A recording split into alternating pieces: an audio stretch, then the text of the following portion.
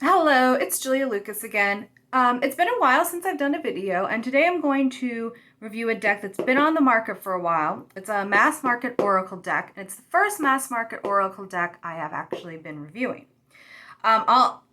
Before this, I only had a couple mass market oracle decks, and they were both animals.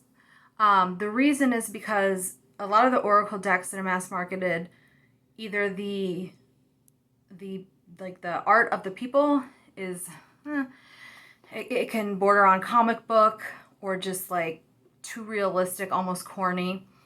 And a lot of times too, like the entire words are, or the entire meaning of the card is written out, which makes it really, really hard to do any individual interpretation of the cards. But then I got the Isis Oracle. I saw it on my Tarot study group, which that art does border on comic book, but it's comic book beautiful, and I might do a review of that deck later. But from that deck, I decided to get this other deck that I had seen that is the same illustrator, The Gospel of Aradia. So it's by Stacey DeMarco, and the illustrator is Jimmy Manton. And it's a really beautiful deck, but I got it because it's an Italian deck, in that it is Italian mythology of Aradia. Aradia is seen as like the daughter of Diana, even though Diana's a virgin goddess. So, and Aradia is believed to be the first witch, and then she went all over Italy and the Mediterranean and taught witchery to women. It's a feminist deck, and I love it because it's a feminist deck, but it also has a lot of Italian and Sicilian references because she is an Italian myth.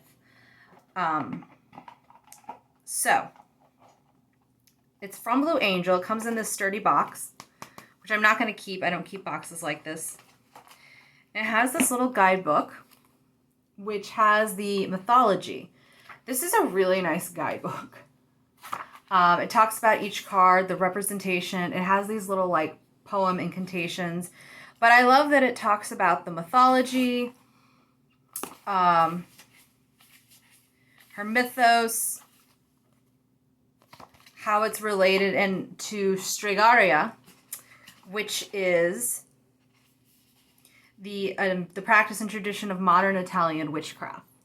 I don't consider myself Stregheria, even though I'm Sicilian American, because I'm not an inherited witch like there are in Italy. However, Isis, Artemis, and which is Diana, and Hecate are my archetypal they're my archetypes of the triple goddess. So I don't know why I didn't have this deck earlier. It's Streghe. These are all words I am familiar with. In fact, Streghe is one of it's a kid's book about this Italian witch who has this like never-ending bowl of spaghetti. But that always brings to mind. And she does talk about Sicily. The art is Northern Italian, like the fairer skin, the straight hair. But she talks about Sicily, the Secles, ancient inhabitants of Sicily around 1500 BC, and how they also had witchcraft or pagan. It's not pagan traditions. She talks about how those were nature-based. They weren't and they were displaced by Christianity. They were cast as worshiping the devil, and this is the beginning of the end for worshiping female deities, for female spiritual power, as basically a male-dominated religion and culture arose. Now there were already, the Romans and the Greeks were male-dominated, but there was still goddesses, there were still women's spirituality, there were still priestesses, and before that, of course, there's evidence in Europe of a more sexually egalitarian society. But with Christianity, it basically cemented it because it was just the male god and that's it. You had the Virgin Mary, but she was basically disempowered.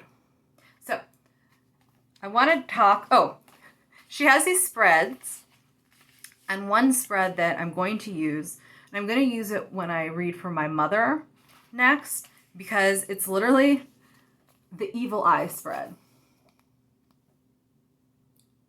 Any self-respecting Italian American Wicca needs this because it's amazing.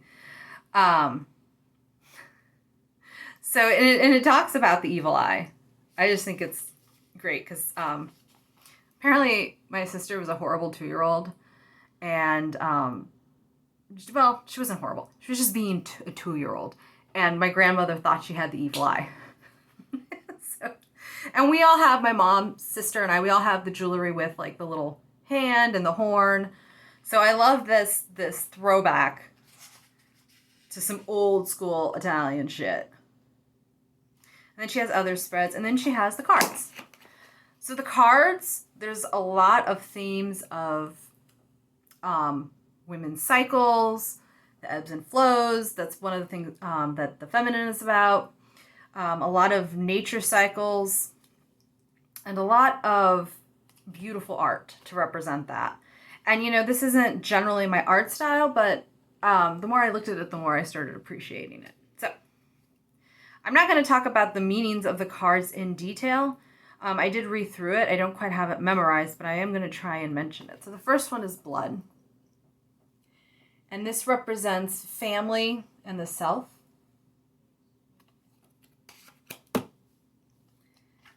Creation.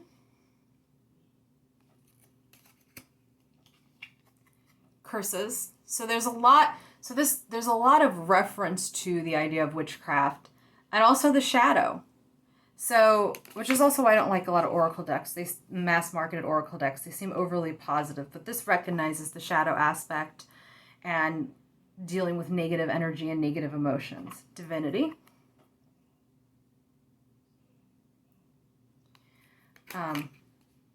Dreams. I love the peaceful expressions and the color. It's a very vibrant deck. Ecstasy.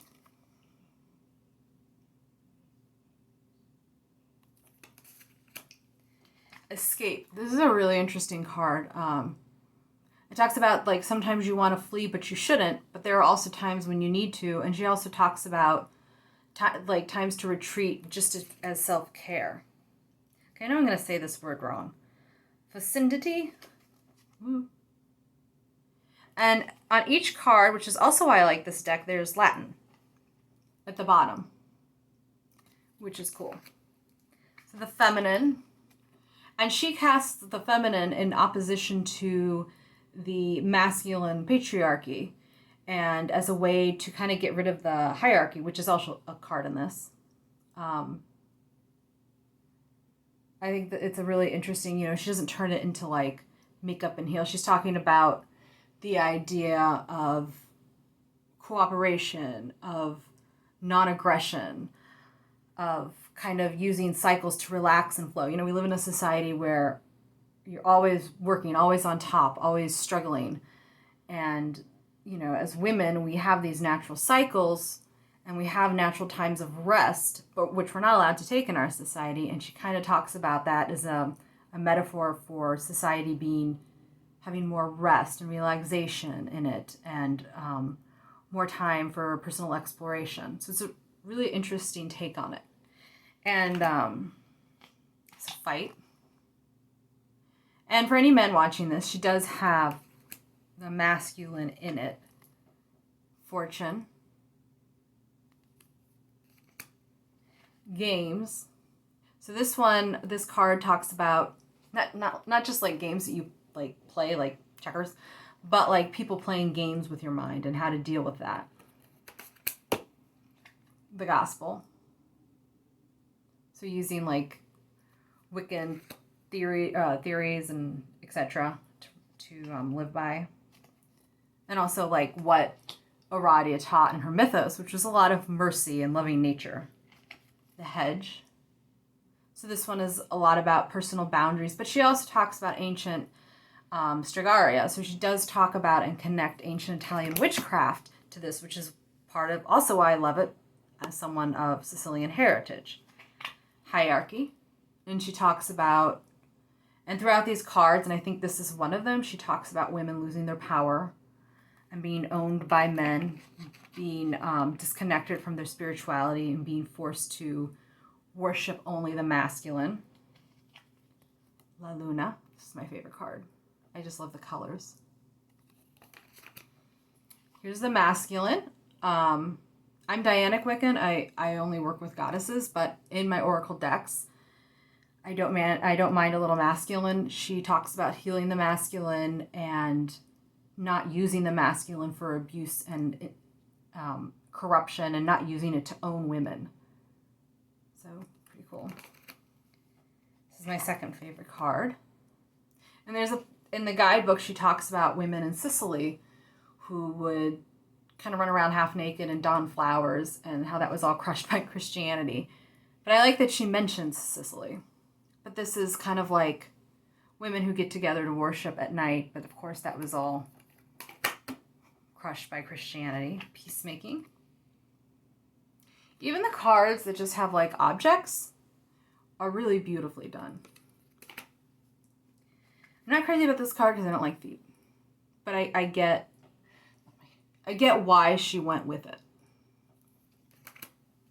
The Queen. Maybe this is my favorite card. I don't know. Reconciliation. The Latin reconciliatio.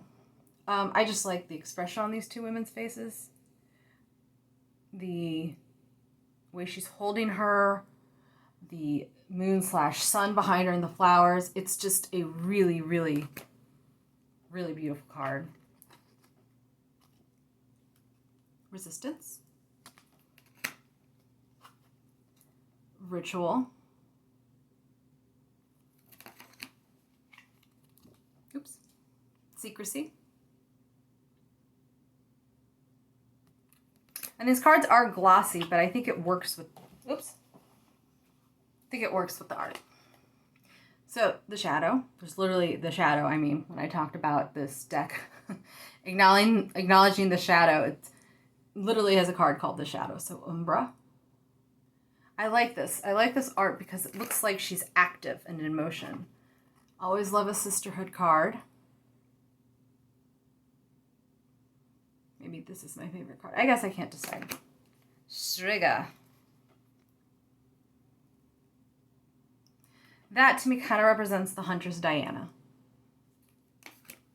Synergy.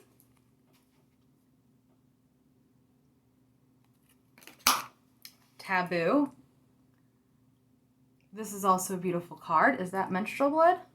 I don't think the book says it's menstrual blood, but that's what it reminds me of because that's like the most taboo thing ever. Truth.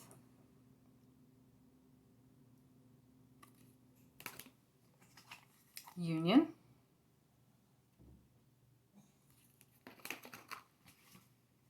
The unknown. Which reminds me of Italy. And vows.